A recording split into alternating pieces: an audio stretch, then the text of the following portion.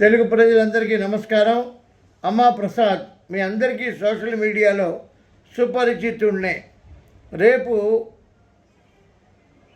తెలంగాణలో ఆంధ్రప్రదేశ్లో ఎన్నికలు. ప్రతి వ్యక్తి ఓటు వేయాలి. ఓటు వేయటం మన బాధ్యత, మన విధి, మన హక్కు. ఒక 50% 60% ఓటు వేస్తే అంటే అభ్యర్థిని 60% మందే ఎన్నుకున్నట్లు.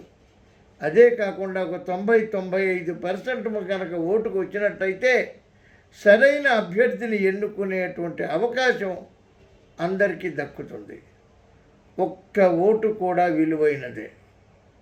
ఈ ప్రజాస్వామ్యంలో మంచి అభ్యర్థిని ఎన్నుకోవాలి. ఓటంటే 2 వేళ్ళకి అంటుకున్న 2 చుక్కల